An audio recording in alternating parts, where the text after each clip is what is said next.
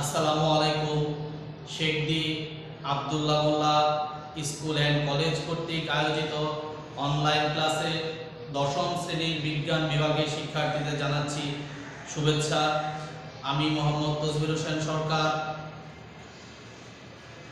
আমি আজকে পদার্থবিজ্ঞান বিষয়ে অধ্যায় 12 তড়িৎ প্রবাহের চৌম্বকক্রিয়া এই অধ্যায়টি পড়াবো। তো এই অধ্যায়টি পড়তে গেলে তোমাদের স্থির তড়িৎ এবং চলতড়িৎ এই দুইটি বিষয়ের উপরে জ্ঞান থাকা দরকার। আশা করি তোমাদের তা আছে। তো আসো আমরা অধ্যায়টি পড়া শুরু করি। আমাদের সর্বপ্রথম জানতে হবে তড়িৎ প্রবাহের চৌম্বকক্রিয়া কি। তড়িৎ প্রবাহের চৌম্বকক্রিয়া কি?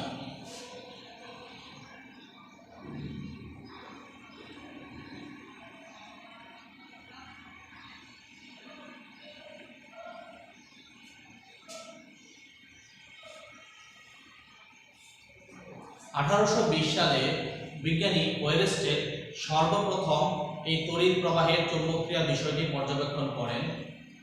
উনি লক্ষ্য করেন যে একটি চুম্বকের পাশে একটি তড়িৎবাহী তার স্থাপন করলে ওই চুম্বকটি কিছুটা বিক্ষেপ দেয়, অর্থাৎ মুভ করে। তা আমরা জানি যে একটি চুম্বক তখনই মুভ করবে যখন তার চারপাশে আরেকটি চুম্বক নিয়ে আসা হবে, অথবা কোনো চৌম্বক পদার্থ তার পাশে নিয়ে আসা হবে। তাহলে বিজ্ঞানী ওয়েরস্টেড লক্ষ্য করলেন ওই চুম্বকের আশেপাশে কোনো চৌম্বক পদার্থ বা চৌম্বক নেই, তাহলে ওই চৌম্বকটি কেন বিক্ষেপ দিচ্ছে? তাহলে অবশ্যই সেখানে কোনো একটি ম্যাগনেটিক ফিল্ড সৃষ্টি হয়েছে বা চৌম্বক ক্ষেত্র সৃষ্টি হয়েছে। তাহলে সেই চৌম্বক ক্ষেত্রটি কিভাবে সৃষ্টি হলো? সেই চৌম্বক ক্ষেত্রটি সৃষ্টি হয়েছে ওই যে বললাম যে একটি তার ভিতর দিয়ে তড়িৎ প্রবাহ চালনা করা হয়েছে। ওই তড়িৎ প্রবাহ চালনা করার পরেই সেখানে চৌম্বক ক্ষেত্র সৃষ্টি হয়েছে। অর্থাৎ ধরো এই তারটিকে যখন আমি কোষের সাথে যুক্ত করব তখনই তার ভিতর দিয়ে বিদ্যুৎ প্রবাহিত হবে। যখন কোষটি খুলে ফেলবো বিদ্যুৎ প্রবাহ বন্ধ হয়ে যাবে। যখনই উনি দেখলেন যে তারের বিদ্যুৎ প্রবাহ চালনা করলেই সেই চুম্বকটি মুভ করতেছে কিছুটা, তাহলে বিদ্যুৎ প্রবাহ বন্ধ করলে সেই মুভমেন্টটা থেমে যাচ্ছে। তাহলে উনি এই সিদ্ধান্ত উপনীত হলেন যে কোন এক অন্তরিত তারের ভিতর দিয়ে তড়িৎ প্রবাহ চালনা করলে তার আশেপাশে একটি ম্যাগনেটিক ফিল্ড বা চৌম্বক ক্ষেত্র সৃষ্টি হয়, এবং এটার নামই হচ্ছে তড়িৎ প্রবাহের চৌম্বক ক্রিয়া। অর্থাৎ তড়িৎ প্রবাহের ফলে চৌম্বকের একটা ক্রিয়া বা বৈশিষ্ট্য ওখানে লক্ষ্য হয়। তাহলে প্রিয় শিক্ষার্থীরা, তড়িৎ প্রবাহের চৌম্বক ক্রিয়া কি? তড়িৎ প্রবাহের চৌম্বক ক্রিয়া হচ্ছে কোনো একটি অন্তরিত তারের ভিতর দিয়ে তুমি বিদ্যুৎ প্রবাহ চালনা করলে তার আশেপাশে একটি ম্যাগনেটিক ফিল্ড বা চৌম্বক ক্ষেত্র সৃষ্টি হয়, এবং এটার নামই হচ্ছে তড়িৎ প্রবাহের চৌম্বক ক্রিয়া। এখন এই যে আমার একটা ম্যাগনেটিক ফিল্ড সৃষ্টি হচ্ছে বা চৌম্বক ক্ষেত্র সৃষ্টি হচ্ছে তড়িৎ প্রবাহের ফলে, তো এই চৌম্বক ক্ষেত্রটা দিক কোন দিক হবে সেটা আমরা কিভাবে জানবো? সেটা আমরা বের করতে পারি ওয়েরস্টেডের দক্ষিণ হস্ত নিয়ম অনুযায়ী। তো দক্ষিণ হস্ত নিয়মটি কি? ধরো এটা হচ্ছে একটি তড়িৎবাহী তার, এটা একটা তড়িৎবাহী তার। আমি এইভাবে ধরে দেখাচ্ছি একটা তড়িৎবাহী তার। এখন এখানে আমার বিদ্যুৎ কোন দিকে যাচ্ছে? নিচের থেকে উপরের দিকে না উপর থেকে নিচের দিকে? সেটাকে আমরা কিভাবে নির্দেশ করব? এটা হচ্ছে দক্ষিণ হস্ত বা ডান হাত। এটাকে এই ডান হাত দিয়ে আমি এই কলমটাকে এভাবে মুঠ করে ধরলাম। মুঠ করে ধরে লক্ষ্য করো আমার বৃদ্ধাঙ্গুলি কোন দিকে আছে? বৃদ্ধাঙ্গুলি আছে উপরের দিকে। তো বৃদ্ধাঙ্গুলি যে দিকে থাকবে তড়িৎ প্রবাহের দিক হবে সেটা। অর্থাৎ তার তড়িৎ প্রবাহ কোন দিকে যাচ্ছে? নিচের থেকে উপরের দিকে যাচ্ছে, কারণ বৃদ্ধাঙ্গুলির দিক আছে উপরের দিকে। বাকি সব আঙ্গুলগুলো কিভাবে আছে দেখো, ঠিক এইভাবে আছে, সব এইভাবে মুভ করে আছে, অর্থাৎ এইভাবে আছে রাউন্ড। তাহলে এই রাউন্ডটা হবে চৌম্বক ক্ষেত্রের দিক। মজার বিষয় হচ্ছে বিদ্যুৎ প্রবাহ আর চৌম্বক ক্ষেত্র মধ্যবর্তী অ্যাঙ্গেল হচ্ছে কিন্তু 90 ডিগ্রি বা সমকোণে আছে। তাহলে আমরা লক্ষ্য করে দেখলাম তড়িৎ প্রবাহ যেদিকে হচ্ছে চৌম্বক ক্ষেত্র কোন দিকে সৃষ্টি হচ্ছে। আবার আমি যদি এটাকে এইভাবে ধরি, ঠিক এইভাবে, তাহলে দেখো তড়িৎ প্রবাহের দিকটা কিন্তু চেঞ্জ হয়ে গেছে, সাথে সাথে চৌম্বক ক্ষেত্রের দিকও চেঞ্জ হয়ে গেছে। ঠিক আছে, তোমরা এবার বুঝতে পেরেছো নিশ্চয়ই যে তড়িৎ প্রবাহ কোন দিকে ঘটলে চৌম্বক ক্ষেত্র কিভাবে সৃষ্টি হবে বা কোথায় কোন দিকে সৃষ্টি হবে। তড়িৎ প্রবাহের দিক চেঞ্জ করলে চৌম্বক ক্ষেত্রের দিকও পরিবর্তন হয়ে যায়। এখন এই তড়িৎ প্রবাহ চৌম্বক ক্রিয়া ব্যবহার করে একটি বিশেষ কৌশলে একটি জিনিস তৈরি করা হয়, তার নাম হচ্ছে সলিনয়েড। তো সলিনয়েড কি?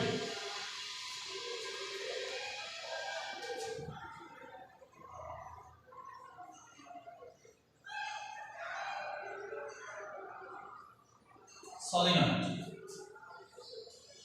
তো প্রিয় শিক্ষার্থীরা, কিছুক্ষণ আগে আমরা যেটা লক্ষ্য করলাম, ধরো এটা একটা তার, এই তারে যখন আমরা বিদ্যুৎ প্রবাহ চালনা করব তখন আমার বিদ্যুতের দিকে প্রবাহিত হচ্ছে। এখন এই তারটিকে যদি আমি সোজা না রেখে কিছুটা এরকম করে দেই, সোজা না রেখে এটাকে এভাবে পেঁচিয়ে দেওয়া হয়,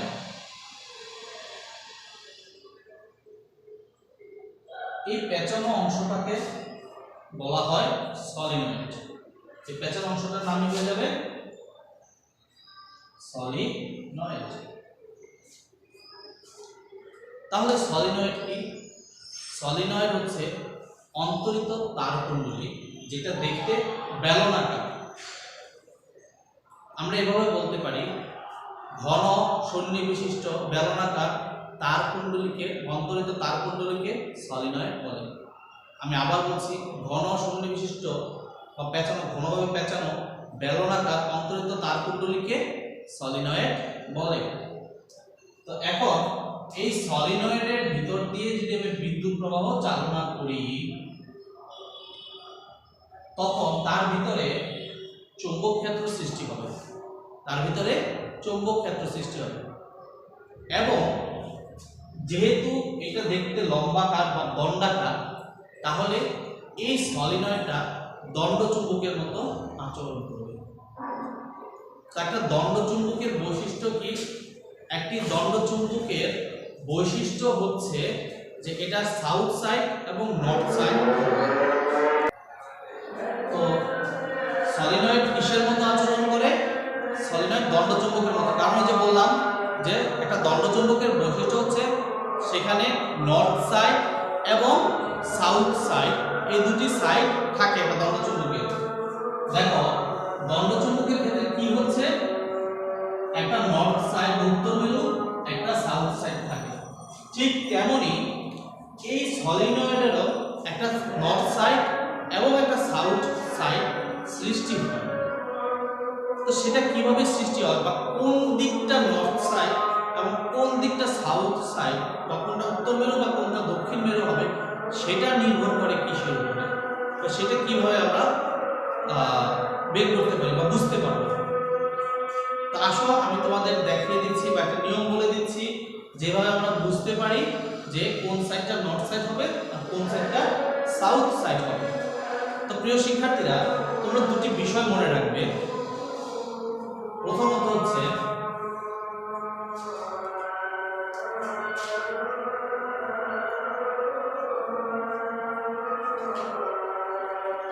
তড়িৎ প্রবাহ যদি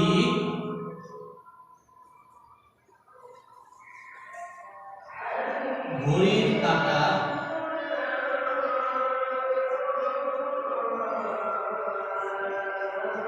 বিপরীতে ঘটে, তবে ওই দিকটি হবে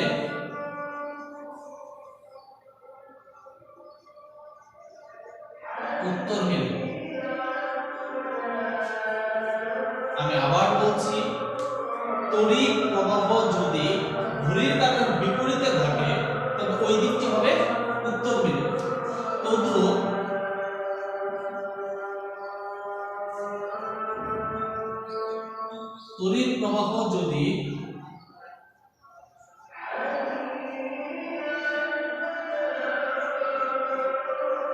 ঘড়ির কাঁটার দিকে ঘটে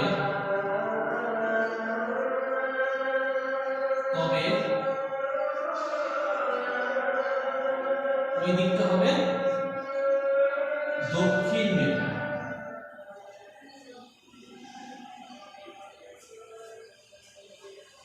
এই দুটি পয়েন্ট যদি তোমাদের মনে থাকে তাহলে তোমরা অবশ্যই কোনটা নর্থ সাইড বা উত্তর মেরু বা কোনটা দক্ষিণ মেরু সেটা বুঝতে পারবে। তো আসো আমরা একটা চিত্রের মাধ্যমে বিষয়টি বোঝার চেষ্টা করি।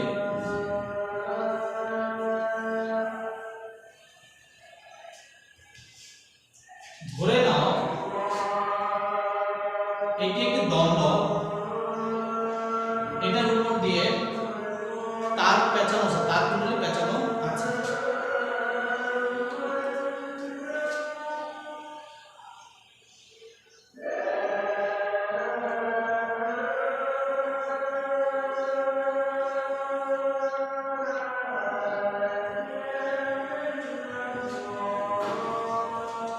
তাহলে এটা আমার ধরো এ, এটা ধরো বি সাইড। তো একটি দণ্ড, তার ভিতর দিয়ে আমি তার পেঁচিয়েছি, এদিকে দিয়েছি প্লাস চিহ্ন, এদিকে দিয়েছি মাইনাস চিহ্ন। তো আমরা জানি প্লাস থেকে বিদ্যুৎ ঢুকে মাইনাস দিয়ে বের হয়, তাই না, মাইনাস এদিকে। তাহলে আমার তড়িৎ প্রবাহের দিকটা হচ্ছে এইরকম। এখন বিষয়টা হচ্ছে আমি যদি এটাকে কি ডাস্টার বা এটার মতো করে মনে করি, তাহলে দেখো তো এটা কোন দিকে ঢুকেছে, তড়িৎ তারটা এই নিচে দিয়ে ঢুকে এভাবে পেঁচিয়েছে, এভাবে পেঁচছে, তাই না, এই নিচে দিয়ে ঢুকছে, ঢুকে এভাবে পেঁচানো হয়েছে, এভাবে পেঁচে পেঁচে পেঁচে পেঁচে এদিক দিয়ে এসে বের হয়েছে। তার মানে কি এটা কি ঘড়ির কাঁটার দিকে ঘুরলো না বিপরীত দিকে ঘুরলো? অবশ্যই ঘড়ির কাঁটার বিপরীত দিকে ঘুরছে। তো তড়িৎ প্রবাহ এই দিয়ে ঢুকেছে, ঢুকে বের হয়ে এই সাইড দিয়ে এসে বের হয়েছে, তার মানে ঘড়ির কাঁটার বিপরীতে ঘুরেছে। তার মানে আমার বিষয়টা এটা, তড়িৎ প্রবাহ যদি ঘড়ির কাঁটার বিপরীতে ঘটে তবে ওই দিকটি হবে উত্তর মেরু, তার মানে এই দিকটা হয়ে যাবে তখন উত্তর মেরু, আর এইটা হয়ে যাবে দক্ষিণ মেরু। ঠিক আছে? আবার যদি এরকম হতো,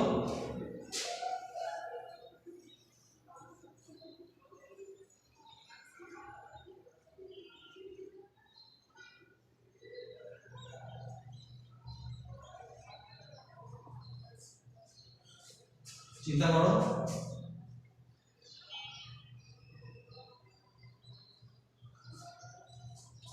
আবার আসো, এখানে পেঁচিয়েছি কি এই দিক থেকে যে এভাবে পেঁচানো হয়েছে, এইভাবে পেঁচিয়ে পেঁচিয়ে এইভাবে এনে বের করছে। তার মানে এখন আমি যেটা পেঁচিয়েছি সেটা ঘড়ির কাঁটার দিকে, ঘড়ির কাঁটার দিকে।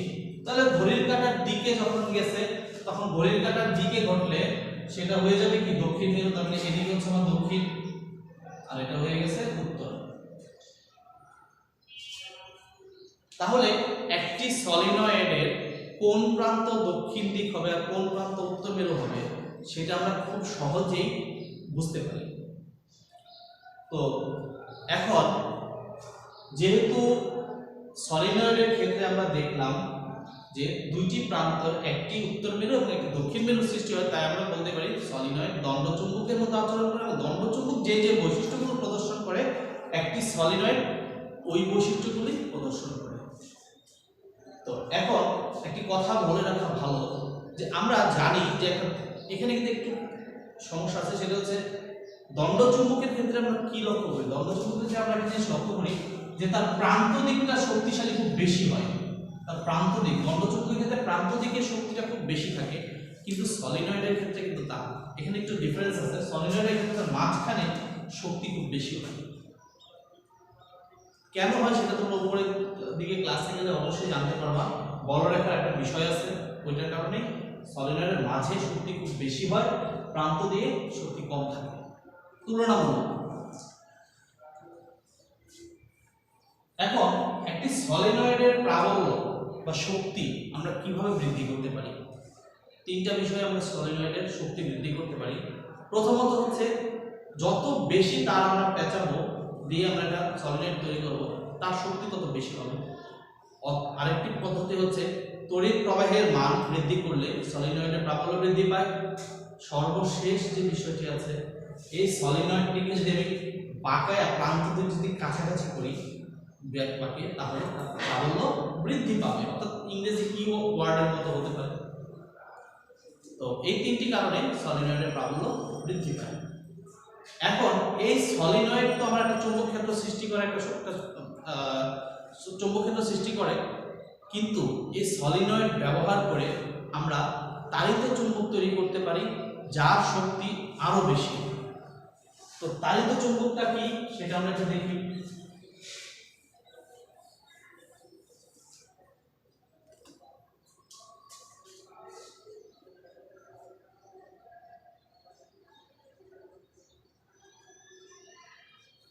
তাড়িত চুম্বক, তো তাড়িত চুম্বক হচ্ছে একটি সলিনয়েড যখন আমার থাকবে তখন তার একটা চৌম্বক ক্ষেত্র সৃষ্টি হবে। প্রিয় শিক্ষার্থীরা, একটা জিনিস তোমরা জানো হয়তো বা, সেটা হচ্ছে ধরো এটা একটা চুম্বক, এটা একটা চৌম্বক পদার্থ। যখন কোনো চৌম্বক ক্ষেত্রে একটা চৌম্বক পদার্থ নিয়ে আসা হয়, তখন কিন্তু সেই চৌম্বক পদার্থটার চৌম্বক পদার্থ থাকে না, একটি ক্ষণস্থায়ী চুম্বকে রূপান্তরিত হয়ে যায়, অর্থাৎ তারও একটা চৌম্বক ক্ষেত্র সৃষ্টি হবে, তাই না? অনেক সময় লক্ষ্য করবে যে একটা দণ্ড চুম্বক, আমি একটা চৌম্বক পদার্থ লাগালাম, তখন এটাও চুম্বকের মতো আচরণ করে, এখানে আরেকটি পদার্থ লাগলে সেটাকে আকর্ষণ করে এখানে ধরে থাকে। তো ঠিক তেমনি একটি চৌম্বক ক্ষেত্রের ভিতরে যে একটি অচৌম্বক পদার্থ একটি চৌম্বক পদার্থ নিয়ে রাখা হয়, তাহলে সেই চৌম্বক পদার্থটা কি হয়ে যায়, ক্ষণস্থায়ী চুম্বকে রূপান্তরিত হয়। তার মানে হচ্ছে সেখানে একটি চৌম্বক ক্ষেত্র অলরেডি আরেকটি চৌম্বক ক্ষেত্র সৃষ্টি হয়ে যায়। ঠিক এইটার উপরে ডিপেন্ড করে এই তাড়িত চুম্বক বিষয়টা আসছে। যখন একটি সলিনয়েড থাকবে,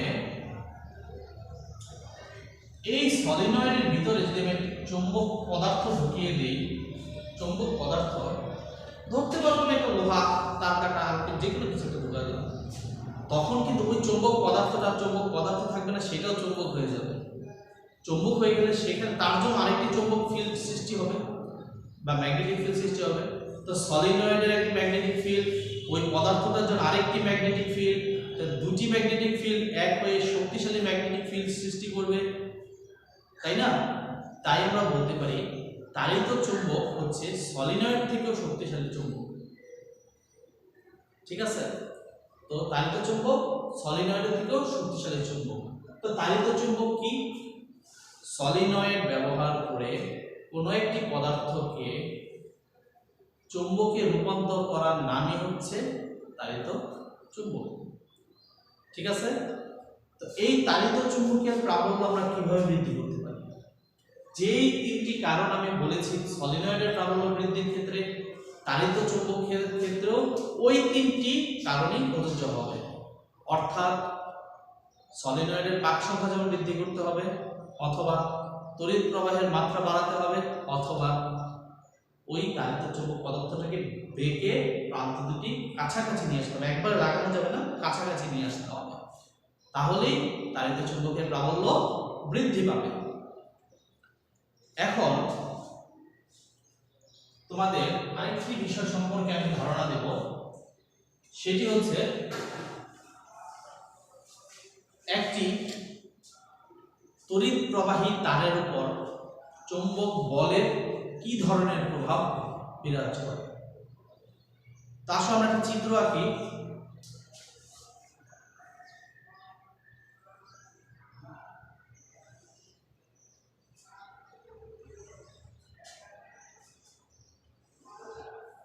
ধরো এই দুইটা হচ্ছে দুইটা চুম্বক, তো এটা হচ্ছে একটা চুম্বকের নর্থ সাইড, এটা হচ্ছে একটা চুম্বকের সাউথ সাইড। তাহলে তারা কি করবে? পরস্পরকে আকর্ষণ করবে। আমরা জানি চুম্বক বলরেখা নর্থ সাইড থেকে সৃষ্টি হয়ে সাউথ সাইডের দিকে যায়, তাহলে এখানে আমার বলরেখাগুলো সৃষ্টি হয়ে এইভাবে যাবে।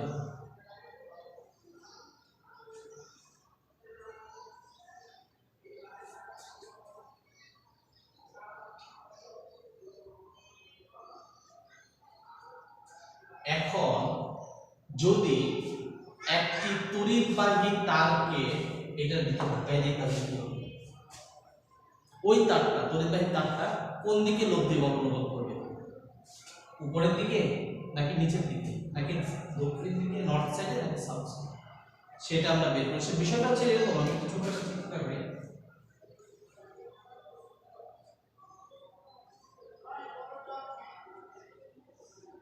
এটা নর্থ সাইড,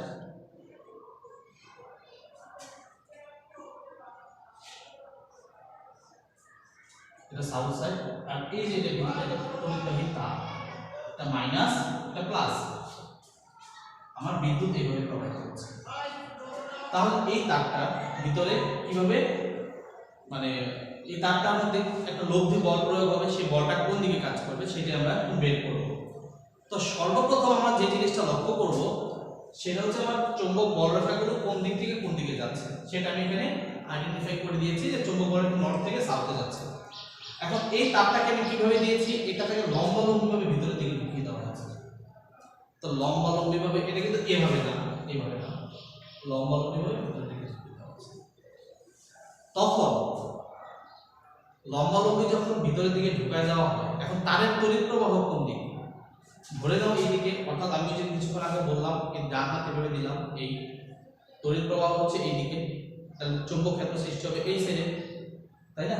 আমি এটাকে এভাবে ঢুকিয়ে দিলাম, তড়িৎ প্রবাহ যাচ্ছে ওই দিকে, তাই না? উপর দিকে ওই দিকে যাচ্ছে, তাহলে চৌম্বক বল যে ক্ষেত্রটা সৃষ্টি হচ্ছে তা হচ্ছে এইভাবে। তো আমি ধরে নিলাম এইটা হচ্ছে আমার তারের এই বিন্দুতে তার ভিতরে ঢুকে গেছে, তাহলে আমার চৌম্বক ক্ষেত্রটা কিভাবে সৃষ্টি হবে? ভিন্ন রঙের মার্কার থাকলে হয়তো ভালো হতো, তোমরা বিষয়টা স্পষ্ট বুঝতে পারতে। তারপরে আমি একটু দেখাই আমার, এটা হচ্ছে বলরেখার দিক। এখন এইটা কোন দিকে যাচ্ছে, আমি তো দেখলাম এইভাবে, তাহলে এইভাবে ঘুরতেছে রাউন্ডিং, তারপরে এই যে বলরেখাগুলোর জন্য এই বৃত্তের ক্ষেত্রে এইভাবে ঘুরতেছে, আর এটা যাচ্ছে এইদিকে,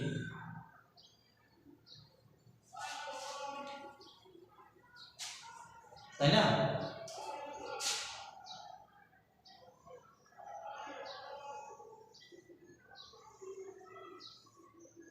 অর্থাৎ এটা এইভাবে, আমি একটু এই সাইডে দিয়ে দিচ্ছি, এটা হচ্ছে এদিকে। এখন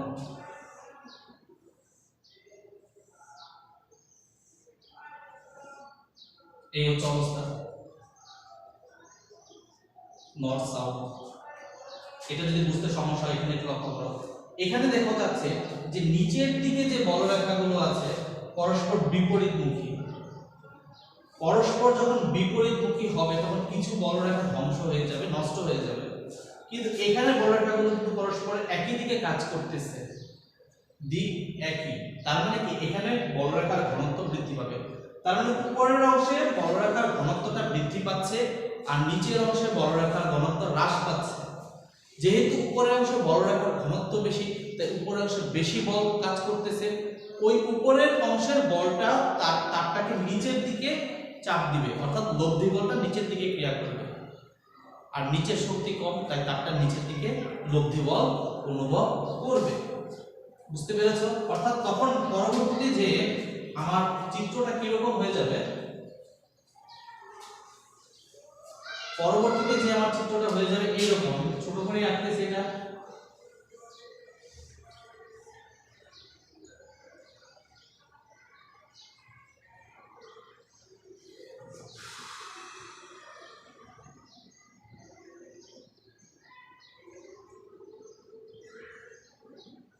অর্থাৎ উপরের থেকে তারটা নিচের দিকে লব্ধি বল অনুভব করবে।